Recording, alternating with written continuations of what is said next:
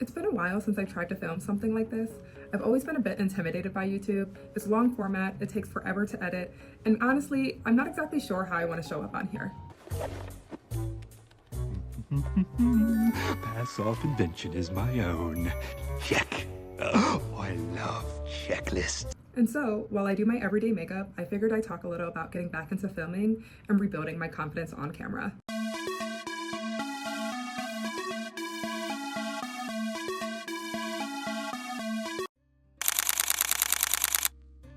Before I do any step in my makeup, I always spray my face down with this. It's the same exact thing as the Tower 28 spray. It's just this cheaper alternative. But I heard someone say that it's a antimicrobal, which means that it will kill all the bacteria on your face. If your face gets itchy after you put your makeup on, this might work. Ever since I started doing it, it's worked for me. Right now, I should actually be on the Disney Wish cruise ship, but with the government shutdown and everything going on, my flight did get canceled, which honestly I'm kind of glad about.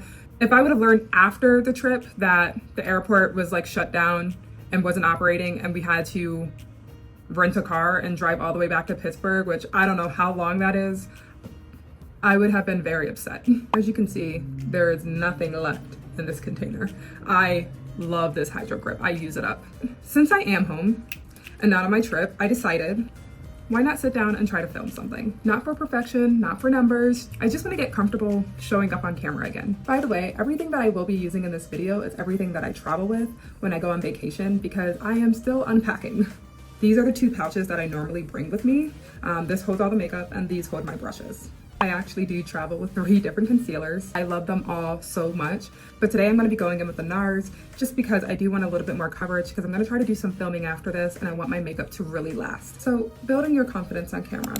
I used to film a lot and then I took a 3-year hiatus. In that time, things have changed a lot. 2025 content is a whole nother game. Content creators have their own little studios set up in their home. It's quite intimidating. I feel like I'm putting a little bit too much product than I would normally put. Whenever I film, I do everything a little bit worse. You may have heard that tip that people talk about online, like you need to be posting every single day. I do not believe in that at all. The reason why they say post every day is significant. That's just because you need to practice.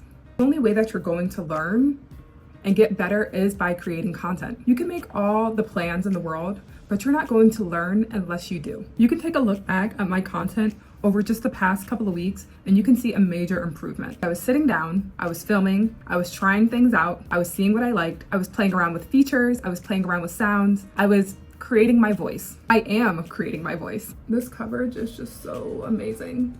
So on vacation, when I'm going to like slightly warmer areas, I always bring like 2 different types of foundations.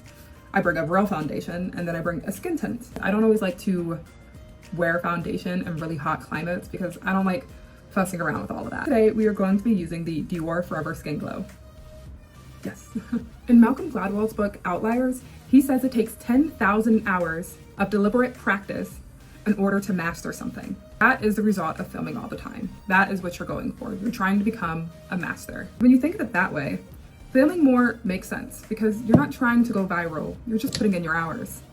My second tip to help you rebuild your confidence on camera would be to remember why you're creating. And when I just try to focus on that, instead of the views and the algorithms and what time to post, for me personally, it's been about the creative aspect of it. I love playing with color, expression, editing, storytelling. I have always loved these things since I was a little girl. At the end of the day, the audience is going to connect more with your personality than the equipment. I feel like I put so much of that concealer on that I don't even really need all of this foundation. My face kind of feels really cakey right now. Now I'm going in with this Laura Mercier translucent medium deep powder for right underneath my eyes and as well as below my cheekbones. I still kind of do my makeup like it's 2016 and I probably need to update it a bit. But this brings me to our last point.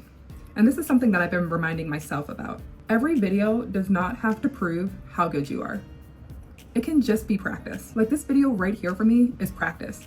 This might only get 50 views, but I'm still going to take the time to edit it and upload it, just in the name of practice. And I'm talking about practice. but every time you practice, your camera presence gets a little bit better. Your editing gets smoother and your ideas start to flow again. It all adds up.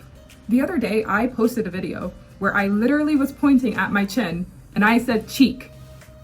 And I didn't catch it until I started editing the video. And you know what? I still posted it because whatever, it's not that big of a deal. If you're trying to rebuild confidence as well, that's what's been helping me. Film often, focus on the fun part, and treat every video like practice, not proof.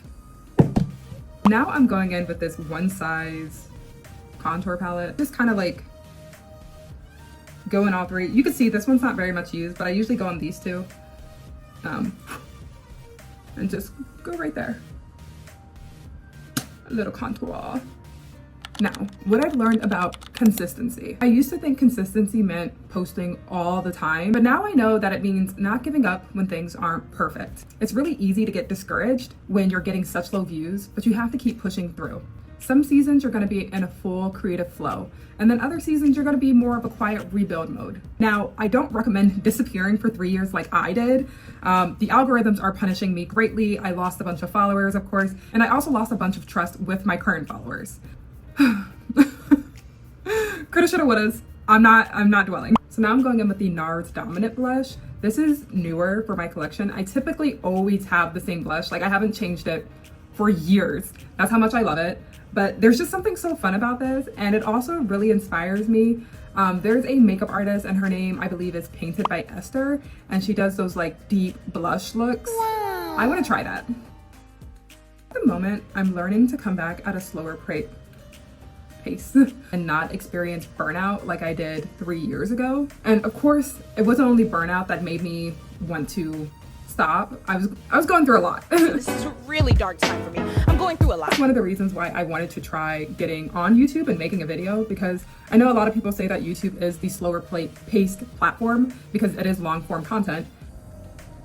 I normally do my eyebrows first when I do my makeup, but I completely forgot, and that just goes along with what I was saying before about how everything's just a little bit worse when you film it. I'm gonna go in with this Anastasia Brow Define Pen in dark brown. I've used this for a long time. I really need to update my steps. After that, I'm gonna go in with the Rare Beauty Eyebrow Gel.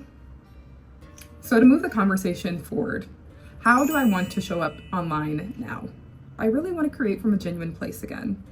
I wanted to do home content because I have a lot of fun with home decor. However, I'm going through a housing issue right now, and it just doesn't seem like the moment to do it until everything gets resolved. So I kind of backtracked and I was like, well, what can I work with now? And I was like, well, let's get back into makeup. Because I've always really loved that. And I always love turning myself into different creatures. I also would love to do some more fashion. Oh, and I also think that I'm gonna talk about hair more. This is just a sew-in, but I've been getting a lot of questions on my natural hair. I have 3C, 4A, low porosity, fine, dry hair. I started making videos because it's hard for me to find hair content. So I just wanted to be a voice for other people. Even though I don't know 100% what I'm doing when it comes to hair, my hair looks amazing. Yeah, I like that. Look at the difference.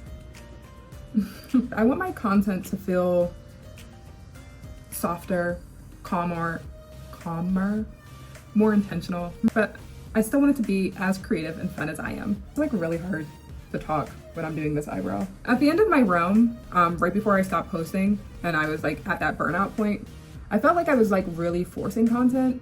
And I think when you're forcing content, people can feel that. I'm just trying to reconnect with that part of me that used to create and not overthink it. I just had a lot of fun. That's partially why I don't think that I'm gonna be able to niche down quite yet. I think if I niche down so soon with me starting up again, it's just gonna feel like work. I'm hoping to maybe, if I can express my personality on here more with these types of videos, and then, you know, if I eventually niche down on Instagram or TikTok, that might be the better option for me. Now I'm ending the look with this Milk Hydro Spray. You know, I use the primer, I'm gonna use the spray. I always do my mascara after I spray my setting spray, just because it actually takes like 7 to 10 minutes for mascara to actually dry down. And so that's why you guys are looking and you're like, oh, why is it smudging? It's because you're not giving it proper time to dry down. Ooh, I love that. And so as you can see, this video is wrapping up. I kind of gave myself points to talk about. I hope that it made sense. or at least I can edit it to make sense. I hope I wasn't talking into the ether space for 30 minutes about nothing. Especially because my phone, my gimbal, all of my electronics right now are about to die.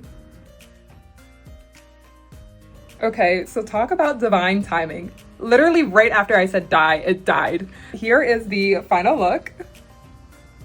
What do you think? I think it looks amazing. I guess 2016 makeup will never fail me. Just to conclude this video, this might not be the most polished video that I ever make, but it definitely is one of the more meaningful ones. I want to keep creating, keep improving, and just see where it takes me. If you've been feeling stuck too, maybe this is your sign to hit record. All right, lovelies, I'll see you in the next one.